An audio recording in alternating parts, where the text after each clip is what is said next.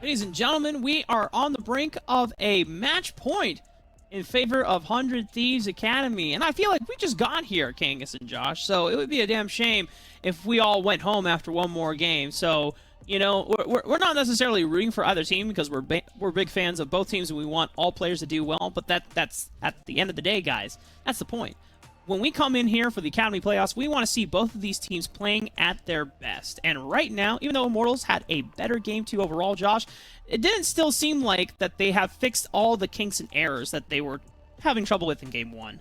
For sure, but before we get into all that, I do want to give a shout out to TJ Command Attack for, he had a thread recently on Twitter where he was talking about the cool things you could do with Syndra level 1, and, you know, you go in, you take buffs away, you really slow down the enemy jungler, but as they move down here, it's not just taking the buff away, as we already see, because Immortals are going to be coming in, and Syndra doesn't really have an ability right now. This play only works because they know that they need to bring Viego to the fight as well, and because everything is super well planned on behalf of 100 Thieves, they're able to jump off to a pretty significant early lead on the bottom side. The early lead was there for 100 Thieves, but early plays, Immortals were actually finding a couple. They weren't all the cleanest, like this dive in particular. Guys, Yeah. this play would have worked if Anda hadn't thrown his Q at the Krugs, right? I don't know if you guys saw that, but that's an easy Q to land on Tenacity there. They don't have this play turn on its head in just a second, and because of that, it's just so brutal for Immortals because Tenacity is still alive and is able to bring the damage at the end of this fight. Yeah, like the whole dive would have just played out completely differently. You can hit the Q easily off of the gold card, you get the kill, you just leave turret, and this turnaround doesn't happen for 100 Thieves. But again, Immortals, I was happier with their early game this time than I was last time around. Happier. Still not happy. Still not the biggest fan, but like, they're at least going for plays, but man, like that engage from Tenacity, we were geeking out over it, knocking Keith back into 100 Thieves, so cool to see that kind of stuff. It just came down to the fact that 100 Thieves were just getting these team fight wins. They were just fight after fight after fight, getting that lead bigger and bigger, and Immortals just weren't able to stop that and then come back into the game. And I think we have to highlight as well what we were talking about in Game 1. Unfortunately, Joey's rough Game 1 is kind of extending into a rough series. This is the second game in a row where he hasn't had great impact on these engaged supports. And again, we already talked to Jensen, we've highlighted this multiple times. He's supposed to be the primary shot caller for this team right now. And when you're weak, it's hard to make these calls. It's hard to make proactive plays because you feel the game from your own perspective. You feel weak, you can't go for these kind of plays, and unfortunately, it's really leaving Immortals in a spot where they're looking for direction. And on top of that, Poom had an incredible game. So like, you just look at the two supports next to each other, you're like, Poom is popping off on the signature Thresh pick. So good, man. Joey's struggling on the Leona on the Gragas last game. Yeah, it's pretty a stark contrast there. The whole bottom lane difference between 100 Thieves and Immortals is feeling pretty stark at the moment. And when you're looking from the perspective of 100 Thieves Academy, we already know that a lot of the focus going into this matchup beforehand was kind of highlighting the top jungle duo between Kenvi Tenacity taking on and a Viper. But so far, all the action and all of the difference has been made because of how well Luger and Poom have been performing in this series. And can we mentioned a little bit, but can we talk about the flexibility of being able to put Syndra into the bottom lane? Oh man, Josh, like that already elevates the strategical aspect for 100 Thieves to another level. Yeah, I'm going to give Kangas a little bit of credit here because we were talking about the rigidity of the compositions we were seeing previously before we came into today, but the question was, is this just the only strategy they're able to play, or are they holding their cards a little bit closer to their chest like you suggested, Kangas? And I think you're getting rewarded really heavily right now as a 100 Thieves fan. Yeah, I didn't know either way. I was worried that they had just shown us everything that they had and that now they were trying to define this one specific style, but it is starting to feel like, no, they were just making sure that at the end of the season, they weren't giving up too much because now Syndra is a flex pick. We know that they can play it in the mid lane. Ryoma loves that one. They're also pulling out here Viego in the jungle, which I know, Joshi, you mentioned that Kenvi did play on LCS stage, but he hasn't played at all in the summer split for Academy, so kind of a newer pick for them. They are showing us very different champions, very different styles of draft that they can go towards now.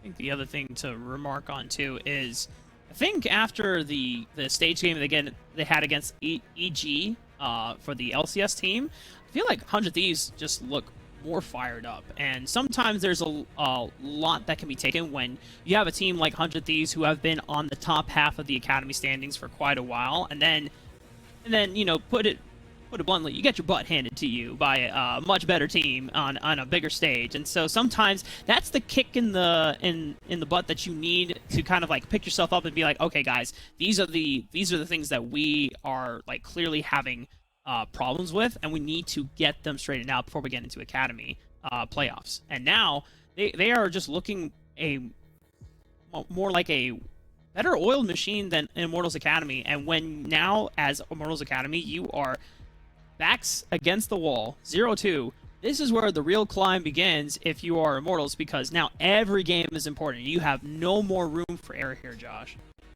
You really don't. It's a really tough spot. Immortals look like they're kind of scrambling to find their footing. And I do want to highlight at least one power point that they've had so far. Viper has still looked really, really good individually throughout this entire series. He's been finding a couple of solo kills. He's been finding ways to be relevant and, you know, cut off waves, find these solo kills off on the side, assassinate people as the Jace. Unfortunately, they're just not allowing it to become strong enough. They're not paying a whole lot of attention to it. And so Mazel said, I don't know if the Jace is the answer. Maybe they need to find something else. Or the answer might be, we gotta double down Play through on it. Viper's Jace in the top. Actually, gank him. Well, I guess they did go for that dive, but like, do They it did, correctly but it next didn't time. Like, keep playing through the Viper champ pool, because I think that he is the key carry that they've been playing through all summer, and he's the one that has gotten them across that finish line in a couple of rough games. So it's surprising that they're not actually indexing into him right now throughout the series. Well, Immortals Academy, time is up. Game 3 is about to come your way soon. Will Immortals Academy start the potential reverse sweep here, or is this 100 Thieves series to close here and now? Mazel and Smacks are going to take you through, potentially, our final game of the series. Nice, Mazel. Thank you so much, Rafa, as we're getting already into it. As you said, Mazel, Smacks on the cast will be into draft here, but this is it. This is how things come down here. The reverse sweep has to start now. Immortals Academy on that blue side yet again for the third game in a row, and 100 Thieves Academy on that red side. Typical bans coming out from both teams. We've seen this tried and true for 3 games in a row now. The Varus banned away against Luger because you did not have him have that champion. But now with that flexibility, I don't know. Aurelia SOL banned away by Immortals Academy, and the Diana Ziggs are the same bans for 100 Thieves Academy. The final ban of first phase, though, for Immortals is that Xin Zhao yet again. Yeah.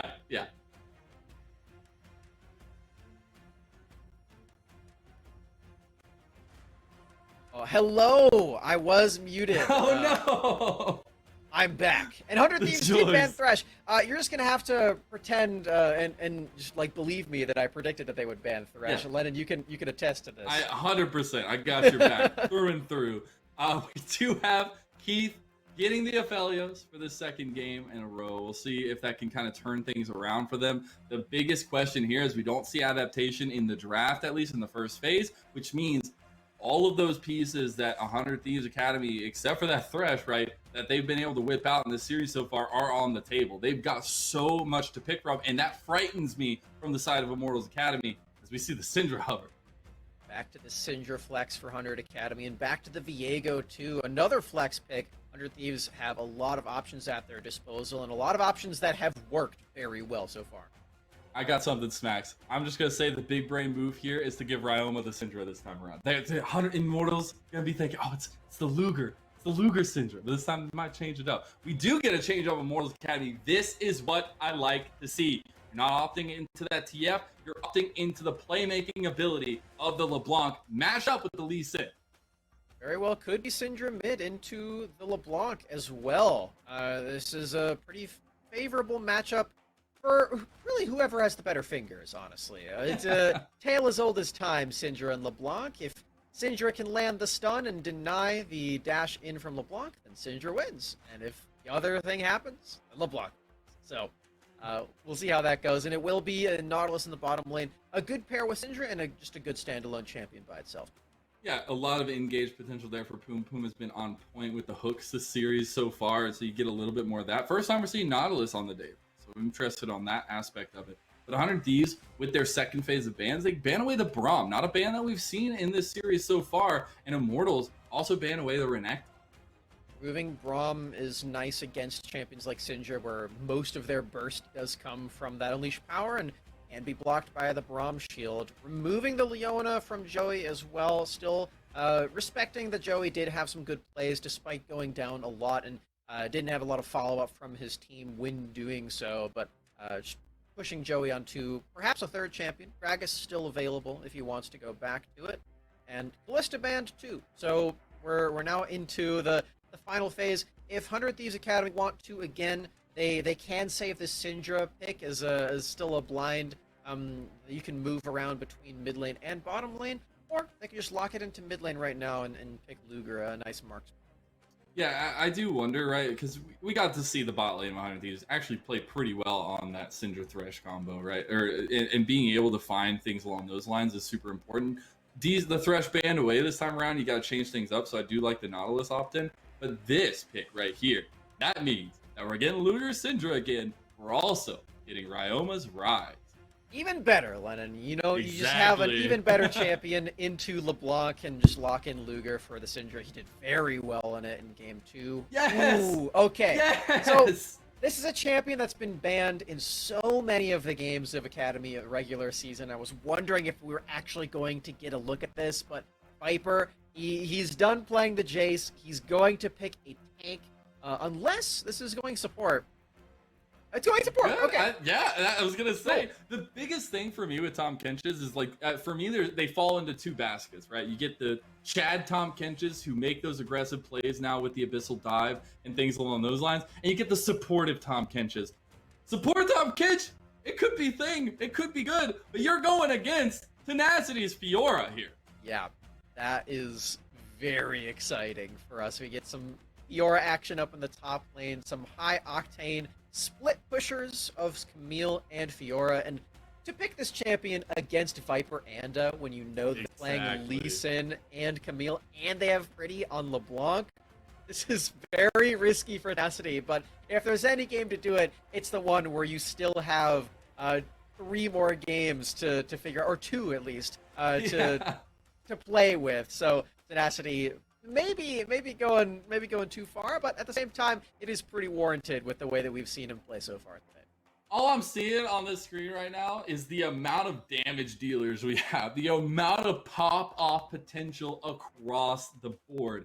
It's exactly what we want going into game number 3. We need those mechanical skills, and I know we're putting a lot of spotlight on Immortals Academy because they are backs against the wall here in this series, and 100 Thieves have honestly in their own right showed that they do deserve to have a moment like this where they can pick some confidence picks, but you still got to mechanically execute. It's all about those early jungle paths that we saw be so influential last game. And for Luger too, if he can steal away another, oh my god, if he does that again and doesn't get punished, I'm gonna be upset. Now in this game it's a little bit different because Immortals do have Tahm Kench support, and if there's one thing that Tahm Kench support is good at now, it is level 1. His Abyssal Dive is so broken at level 1. You can go for so many early plays, like this one, where Viper is forced to hook shot out. That's completely fine. But no, Joey. No, Joey. no. No, Joey. No. No, it can't happen like this. Not He Joey. started Don't kill. eat the catfish. Kenvi, first blood. You know, I want to start off this series, this game in particular, as a beautiful opening for both these teams, but 100 Thieves take the early onus, punish Joey for face checking a bush at level 1 on a Tahm Kench, and it's already on a roll for 100 Thieves, but I'm just gonna do it anyways here. This is game number 3 of this best of 5. Immortals Academy on the brink of being eliminated from the Academy playoffs, and 100 Thieves looking to continue to ride the line here. Game number 3 is already kicking off. Zell, Joey started Q on Tahm Kench support. He didn't even level it until he was in combat. He could have skilled Abyssal Dive and then dashed away, but didn't choose to do so. Will greatly hinder his impact in this early lane. And now that we're seeing that Kenvi is going for a leashless clear too, Luger and Poom are first to this wave. The early strength of this Tahm Kench support is completely mitigated, and it's going to be so tough for him to actually do anything. This is... If you can't do anything with the Abyssal Dive early game, then this champion is just so bad at support. It's significantly worse than it was before. And we saw how good Luger was at maintaining presence in the laning phase, but as well being that late game damage carry in the farther parts as a Syndra, right? And that's super scary if you can't get that aggression down bot lane, even with Keith and Joey, because you were set behind like that. But I have some faith in the Immortals bot lane here for getting some of that aggression back onto the enemy members of 100 Thieves Academy, and they do so just fine with the caliber from Keith. And now top lane, this Fiora matchup versus the Camille is another spicy one. We already get the flash from Tenacity. Just having to respect that. No riposte at level 2, needs level 3 to actually counteract that. And showing his hand as well, he did cast the E onto Viper in that trade, so will be easy target for Viper. Very well done on the Camille to punish that. And there's a dive coming up too, and tried and true, he will be up here to help out Viper. Luckily for 100 though, Kenvi is in the area. Yeah, Kenvi able to path up towards top, was able to get his red buff as well. Now bot lane, Boom's getting aggressive with Luger. Scout of the week comes out. They're still only level 2, but Joey getting brought down to 200 health. See the power of this champion though. Tahm Kench is forcing this wave into a favorable position for Keith on Aphelios. So even though that early game did not look amazing for Joey, still seeing that this champion does have a lot of priority in that early game. We'll have to be careful though. Oh, nice double knock-up, and look at that. Luger is getting the ignite burned on him. Joey's going for the kill. Yep. The beautiful gravitum from Keith gets it. First kill for Immortals in this third game. If you can't see Tahm Kench in that bush, you have to assume that he is casting Abyssal Dive on you. This is exactly what I was talking about. That spell is so nasty in the support position because you can keep Keith farming away at the wave and it's completely okay. And you have the extra range because most people assume that this champion works pretty similarly to Alistar, and I did as well when I initially saw this ability, but the range is actually so much bigger than Alistar Headbutt Pulverize. It gets up to over 1,000 range with the W. So this champion can be a menace if you're not careful around that bush and you don't have it warded out. It definitely is. And I want to zoom back into this jungle matchup a little bit more because we were talking about, at least the desk was talking about, everybody was talking about getting Anda towards this top side, getting to this primary win condition of Immortals Academy. Getting Viper fed. That's the goal, right? And you're on this Camille, you're looking at this split push potential. But the entire game so far, Tenacity has had pressure in the lane. Now Anda is up that way. This is the moment where I would like to see a punish come down on Tenacity, but it just seems like it's not going to necessarily be there for Immortals Academy. Doesn't look like it. Viper is stuck farming the wave turret, and Tenacity has this really big CS lead. He can even leave the lane to ward out where Anda is. Sort of a disaster situation for what we traditionally see from Anda and Viper. Poom with the flank? Scout of the week gets both of them? Poom is gonna be there with Keith. Cleanse comes out, the Abyssal Dive comes away as well. Nice gravitum. Keith does not go out. He gets the 3-man root, and it saves the day. I like that play onto Keith. Topside though, more trading. But yeah, again, they're attacking this bottom lane and trying to get Luger ahead. You see that there is still that CS lead, but just making sure that Joey and Keith aren't as safe as they can be, and they can't go for those bush plays where they're pushing completely out of the range of their turret. Oh my god. Oh my god. Okay, I was going to say the great health needs to come out. He needs to die here. Is he going to? Anda with the capitalization on Luger's confidence, and that's a kill to Immortals Academy. Anda getting it on bot lane off the Joey bait. Wow, and with all that extra time, sends his sights down bottom lane. He was already clearing out those Krugs and saves his support in the process. Joey almost got punished, but Tahm Kench, I already talked about his strength is that level 1 with Abyssal Dive. The other thing that he really brings to the table is one that's very selfish, and it's that extra healing from the gray health. He's so tanky in the early game. It's very difficult to actually kill this champion. Usually that doesn't matter as support because you're trying to save your AD carry and trying to be aggressive, but when you are in those situations and you're holding the wave, it can be the difference, and it did right there. Yeah, it absolutely did, and it's huge because you've already got 2 deaths on Luger this early on. That's nowhere near the performance that we've seen from this AD carry for 100 Thieves in this series so far. So things are starting to look up for Immortals Academy in the game plan that they're trying to execute. They did still put their eggs into the bottom lane basket, but Keith on the Aphelios can have some serious strength in team fights that we didn't get to see last game. He's still going for the wit's end build, it looks like, with the extra magic resistance. I really like that build when you are up against this deadly assassin like mage with the unleashed power from Syndra, and it also helps against Ryoma too, so just a very valuable item to have. I'm curious to know if he actually does go for the lethality even still. I feel like attack speed is pretty valuable when you're going for the more on-hit and sustained damage type of build, but even still, the lethality is nice. You get a total of 27 lethality, which is way more than any item gives you. All right, Smacks, we got a play potentially happening. Realm Orbs come in. That's Kenby and pit. Ryoma. The dredge line misses, but it doesn't matter. The damage threshold is there, and Keith is down. Now can 100 Thieves get away? Kenby with the Heartbreaker over. Viper, Pretty, and Anda are here. That's a big Hextech ultimatum. Kenby goes down. Now Ryoma is going to follow him to the grave, and Pretty picks up his first kill. You've got kills across the board almost, except for Joey for Immortals Academy, and this is going to be their Dragon too. The response is just far too clean from Immortals. Viper teleporting down, and they're sending all of this priority in this bottom lane. Anda and Viper have now made repeat trips to save their bottom lane from certain doom. They don't keep Keith alive, and this is a very creative use of the Realm Warp to find this initial kill, but the teleport is here just in time, and the roam down from Pretty on LeBlanc is clutch as well.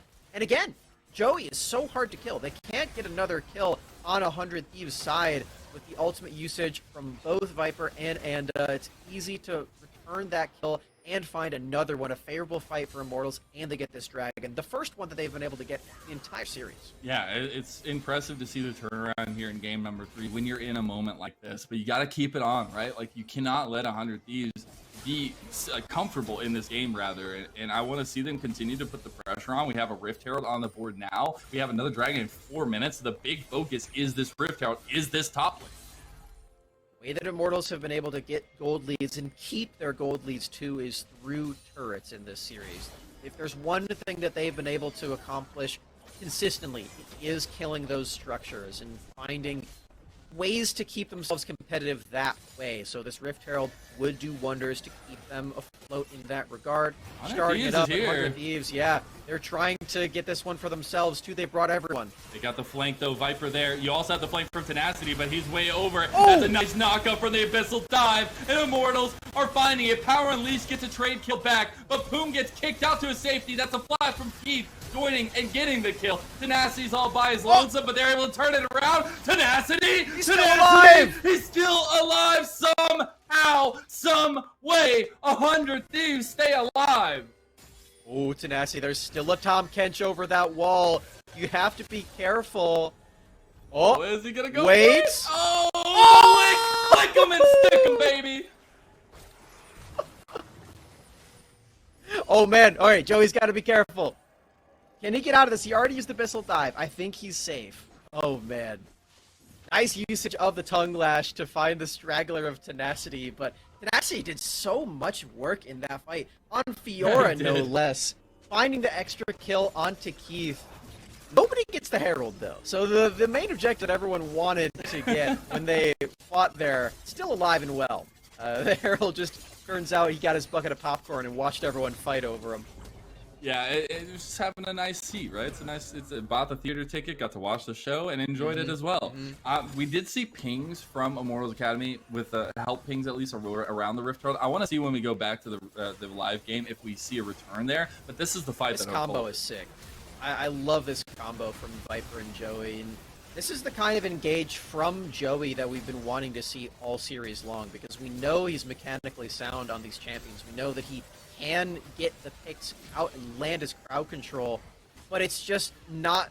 It hasn't been. It hasn't been. Stay alive. Oh, I don't know, man. Jesus Christ. But Joey hasn't had follow-up for the whole game. And this time, he's not the one who starts it, but he does have, like, a conjunction of all of these different crowd control. He just knew. He just knew. I love it with the little scanner over the wall. He's like, lick him. Yeah. Looking like the best licky tongue cosplay here. Oh, we do see Viper under tower. Hextech ultimate Wow. by time. Tenacity is stuck and Tenacity is dead. The grand challenge. Not going to be much of a challenge this time. Well done from Viper. Hextech Ultimatum. Using the invulnerable frames to keep himself alive. I believe that Boom died up top, too. Yeah, it looks like it. Maybe we'll get a replay That's gonna of reset. that. It is. That's so unfortunate. They got so far with it. They were just wanting to put some pressure top. And they're going to take their time, take this Rift Herald as well. Will be a second objective for themselves. Hold on. Ryoma just teleported mid, and they still have a ward on this. Does he do anything around No this realm objective? warp available. You do have Luger coming here. It's about 1,500 health as Ryoma is seen on a ward. Is he going to get it? All right, see the damage now coming down. The Gravitum, the Abyssal Dive, the kickback. Ryoma in some trouble, and Ryoma goes down to Keith. Okay, Immortals did still get the wait. objective. Wait, They can find more, though. Viper's caught here. He gets taken out. Tenacity able to help Kenby get the kill. Now the follow-up. You got resets all day long, Whoa! says Kenby as he's going in with the Abyssal Dive. But time and time again, Immortals Academy in this game find advantages, but it's responded to in kind by 100 Thieves. This whole series long, Immortals have been amazed. They've amazed me, rather, at the way that they've been able to find picks. They keep doing it in this game. They still have a big advantage, but again and again and again, they stay around too long, and it's 100 Thieves there to punish them for doing so. It's still happening in this third game. We get to watch this again, where Poom does get caught out. A nice ultimate usage from the Tahm Kench, and we do get to see that with the new Devour ultimate for Joey, he's able to act like Skarner there, just Yeah, pretty finding much. the impale and bringing someone to their death. I really like the usage here, but they find that pick, they find a nice play onto Ryoma, but they stick around way too long. They do, and like this is fine to get the pick and get out, but then they turn around to go back, right? Because you have Just the run! backup. You have the backup of Viper and Anda on the side, but it's just not enough when you have the entire team bearing down on you with a confident mindset from 100 people. Really close from Kenvi to find another engage, but doesn't quite get it. But yeah, again, 100 Thieves. When they find these return answers, when they don't have to set up the skirmish for themselves, it's just Immortals using all their spells and then sticking around, and they don't have their cooldowns anymore. It becomes very easy for 100 Thieves to lap up all the extra scraps that IMT are leaving on the ground. But luckily for Immortals, that is their second Drake in a row now. They do have half of the dragons that they need to get that soul, and that would do a lot for them when it comes to the scaling. Yeah, being able to get these dragons has been crucial to 100 Thieves winning these games, right? We saw the Mountain Soul do huge amounts of work last 2 games ago. Then the Ocean Soul last game. We have an Infernal Soul this time around, so there's going to be a lot more priority on that one. We'll see what can happen with it, as Immortals about a 1.3k gold lead right now. Not exactly what you want to be writing home about. They're looking a lot fresher than they were in game 1 and 2. This is going to be first turret for them in bot side. Oh no. Oh no. Out of crowd control. Oh no, he's got out, but that's the depth charge following it. Abyssal Dive does buy more time, but you've got Luger and the rest of the company here.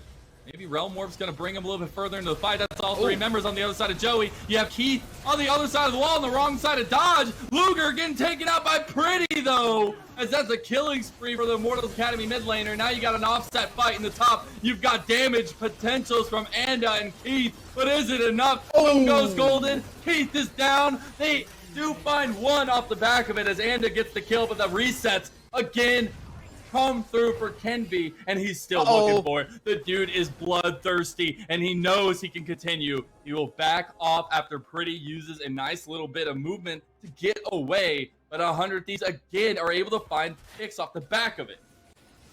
Look at Ryoma's Realm Warp and where it means that Keith has to end up, because he's still taking the turret at this point. He does find first turret by himself, but then he passed very, very aggressively, so greedy with this.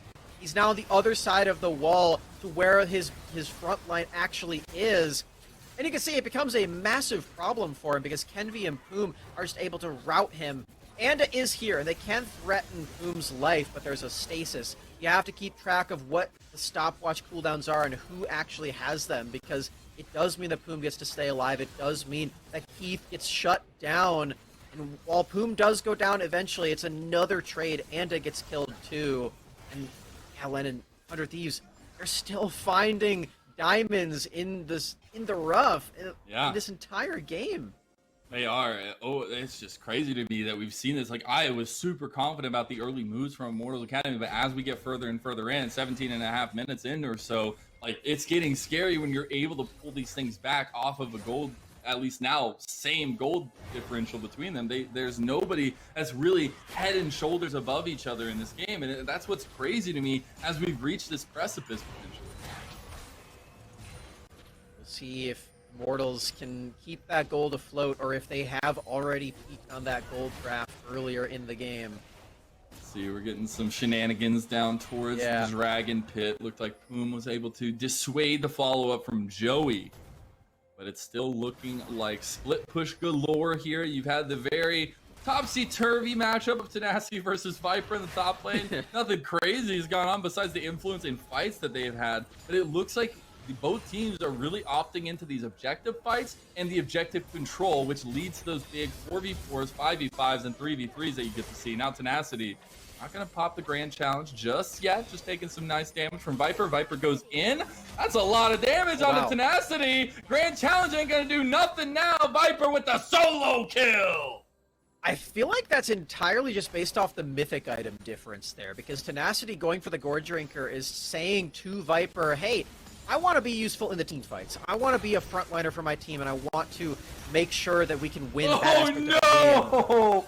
Pretty gets locked down. He's not going to die, though, but guess who is? It's Ryoma getting low. Kenby's here, but they have to back away as you got 3 strong members of Immortals down here. Poom gets half his health taken out. Can't Kenby turn this around? You've got everybody from Immortals Academy down here, but it's only enough for Immortals. They get 3 kills off the back of that, and they will not lose a single member. And Viper all the way around the world, that's off the back of his solo kill on Tenacity 2. That's 4 picks from Immortals. And this time, 100 Thieves can't do a single thing about it. Luger's nowhere near this. Everyone's already dead. Like I was saying before, Immortals, I was hoping to see if they could keep that lead afloat. Find some favorable fights, find some favorable skirmishes. Seems like they found one. There's no objectives to turn that into anything more, but it's still going to feel very good for them as they know that they can do things on this rift. It's not just going to be a 0-3 for them, at least yet. Yeah, exactly. You've still got ways to go, but you're looking a lot more promising. Now we have Dragon numero 3 on the table for Immortals Academy. First of the Infernal Dragons, but this will be soul point for Immortals themselves, and that gives you a ton of leverage when you're looking at the next fights, when you're looking at the next setup. The Dragons for Immortals, as you said, huge deal. They hadn't been able to take any dragons in the previous games. This is the major difference for them. Not to mention just the lead in general. But the thing that Immortals has struggled with all throughout this season is keeping those leads and not throwing in the late game. We got a chance to talk with Viper in the last week of the Academy split. That's the thing he said that this team has been working on the most. While that early game hasn't worked out before. Oh my god, Luger's almost dead. He has to burn the heal. Moonlight Vigil's not going to connect. That was so close, and Pretty is devastating on this LeBlanc. 5-0 and 4, 10 stacks of the Magi's. It is so scary to look at the way that Immortals Academy can pick apart the composition of 100 Thieves, and they're doing so here back to back, right? They're able to pull Kenby and Poom away. Maybe this is the kill here. Poom getting very, very low. The chain's going to connect, but that's Poom already down to Anda, and that's mid-tower as well. Another kill for Immortals, another tower too. Even Tenacity is showing up just to see if a fight continues, but he leaves his post in the bottom lane. He leaves out all of that extra pressure. 100 Thieves are giving up the positional advantages that they actually had because Immortals are just that threatening. This is the perfect position for Immortals Academy to be in. They need to keep going for these skirmishes. They need to keep picking off single members and then getting out immediately. I love that they actually made that decision to take what they can get and then leave knowing that it was a good play. And they just have so much mobility. It seems like it's the way that you can play this comp so well. And that's the difference we're seeing in this like post 20-minute mark, right? Where before it was them committing to a fight and then continuing to commit to a fight. This time around, they realize where their strengths are going to be and how they can continue this game plan. Because you've got a 5-kill Lee Sin and a 5-kill LeBlanc looking to make it some more. But these are pieces you have to watch out for when you're on the squishy side of 100 Thieves Academy, right? You've got Boom, but even Nautilus is squishy after his aftershock, and everybody else can get just melted by this squad. You can tell that Keith is feeling good too. He is going for the collector build after all, not taking that pit stop to wit's end. He knows that Luger is feeling the pressure, especially after he almost just died to Pretty.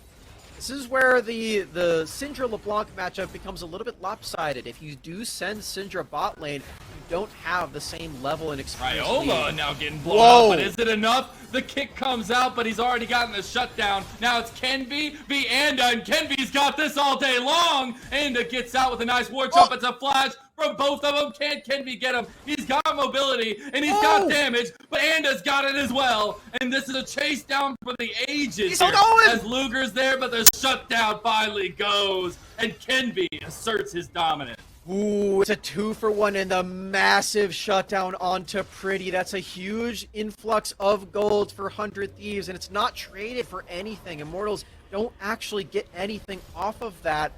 They have been having this game plan of trying to go for skirmishes and picks, but the 2v2 is not a favorable fight as it turns out. Kenvi is still so strong. He's got these 2 items on the Viego, and when you're not outplaying him with things like the Hextech Ultimatum, dodging out on the damage, then you get taken down so quickly. And Ryoma showing this counter pick into LeBlanc too.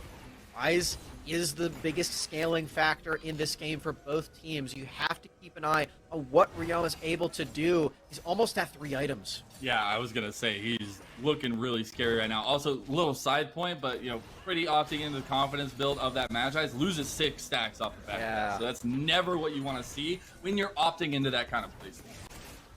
Not great for him. Wanting to keep that at least above 10 to get the movement speed buff for it. And of course, just all the ability power that comes alongside. Going for the death cap too, just the raw ability power, wanting to burst down anyone that he can find. Ooh, Joey.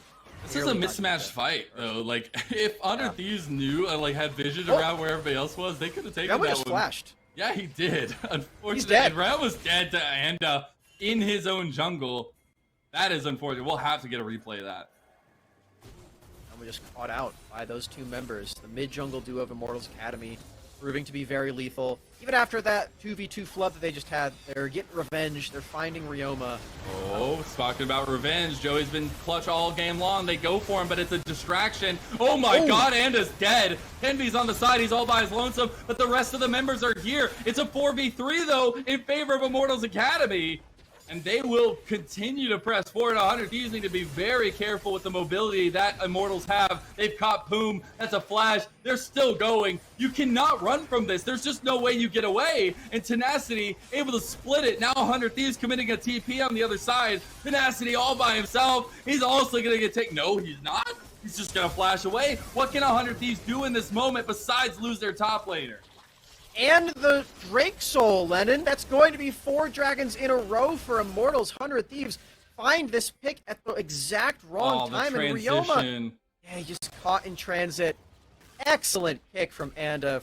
In Ryoma, you have to flash over the wall, but you know that Pretty can still access this skirmish. Not even needed. That is a solo kill for Anda. And when it comes down to these fights, 100 Thieves just not built Syndra is a single target champion. Fiora is a single target champion. Envy on this Viego is a single target champion. Like, you're not dealing AoE damage. You're going into a red-white Aphelios too. This fight is just never going to work out for 100. They become just so split off, and even this teleport coming in is not going to help enough. Great job, Pretty. Taken out by Pretty right there. And like, I like the idea for RDs to commit the TP to get back into the fight, right? But it just is way away from the way that the fight was going, right? Tenacity was leading them down bottom lane when you have the TP come in front of the Baron pit. So this is just the situation where Immortals realize where they're at in the game. They realize how much strength they have, and they were able to take it to 100 Thieves. And now they're continuing to get these objectives in the side lanes. They're able to press up into the 100 Thieves red jungle. Fiora tech seeming to not work out as well as we were hoping for tonight. Okay, he got the aftershock off. Maybe he gets the kill as well. No, he's not, because Pretty gets devoured by Joey. But Kenvi is feeling confident here. The Realm Warp's coming out. They get big knockouts, so the kick came back. But is it enough? Ryoma gets executed there. Keith is on a rampage now, and Immortals Academy are streaming forward. That's going to be already Anda down, though. Kenvi trying to make a miracle play happen, but Keith is too thick. Viper is too thick, and Immortals Academy have found the long-lasting advantage in this game number 3. And oh man, Joey may have been struggling in the previous games on Gragas, on Leona, but his Tahm Kench is so sick. He countered that entire Realm Warp engage with one press of W. One little fish boy ruins the entire plan that 100 Thieves had. We're going to get to watch this one yet again. As you called out, Boom survives the initial onslaught, but watch Joey here. My God. Oh, the man. The predictive play, that's just amazing. So well-timed, too. Joey just saving this fight. And, of course, they still got the Infernal Soul. The fight is so easy after this. Keith has the Infernum, so the AoE damage is here. I think it's a triple kill for Viper in the end, too, doing very well in this Camille. Comes the Abyssal Dive onto Kenvi in the backline. Joey might be overextending. Maybe that confidence coming out, but Immortals is here in force. They've gotten one. Tenacity has it. The resets are there for Kenvi. But look at the AoE damage coming out from Pretty, coming out from Keith. You said 100 Thieves don't have the team fight. Well, it's obvious now. They absolutely don't, and we're seeing the lethality build of Aphelios. All of that damage is just so crazy. I love this build, man. If you have the Infernum damage coming through and you hit multiple members, the team fight is just impossible for 100 Thieves to go for at that point. IMT, they may have found their way back into this series. Death timers are relatively long. See if they can end it right now, but even if they don't, it's feeling like this is going to be their first win. Yeah, and a very secure win, right? 4 dragons off the board. You got the Rift Heralds as well coming through for you. It's been a complete turnaround, right? And this is what we wanted from this team. There is no way that they go quietly into the night, right? There's no way that Immortals Academy has a squad that has these 2 previous PG winners, that has such good play across the board on this top side of the map, goes out like this, and they're showing us that it's not over yet. All right, watch the Aphelios damage. It's insane, dude. There's one auto attack. Look at this. One auto, one auto. That was 2 auto attacks from Aphelios, and he's already almost dead. Luger is feeling the heat. He does not want to be in the Infernum oven right now. 100 Thieves, they're still alive. They still have their Nexus turrets and the Nexus to go along with it, but down 10k, down the Infernal Soul. It's going to take a miracle for them to get back into it, but, you know, there is always that miracle of the Elder. They got the turnaround here. Ryoma's dead, but does the rest of the team fall as well? They just can't get anybody. Look at this. Nobody's dying. It's over. Nobody's going down.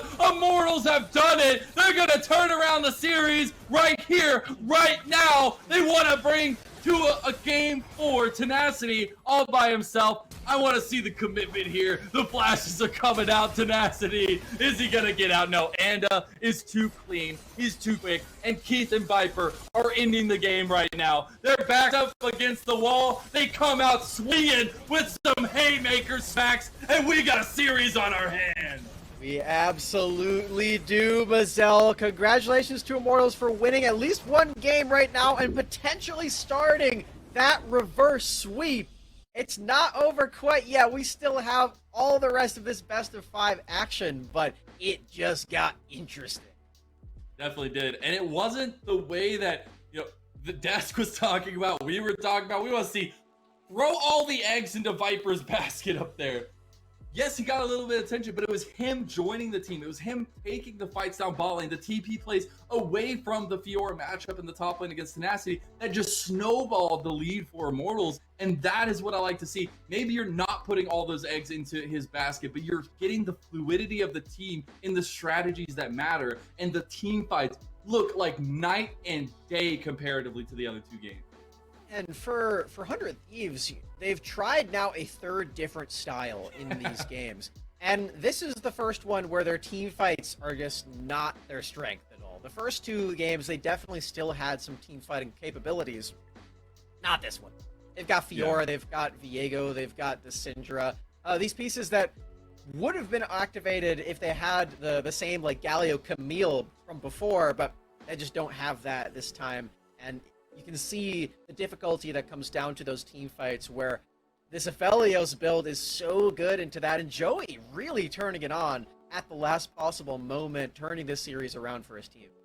It's absolutely crazy how we've gone this far and the dominance that 100 Thieves showed in the first two games. It looked like it was over. It looked like it was done. Immortals come roaring back to life. This team that is so stacked in mechanics, in team fight, or at least in setting up for their successes. We got to see if the dream run continues as we're going to be sitting into a little break. Get ready for game number 4. We got the analyst desk on the other side of this.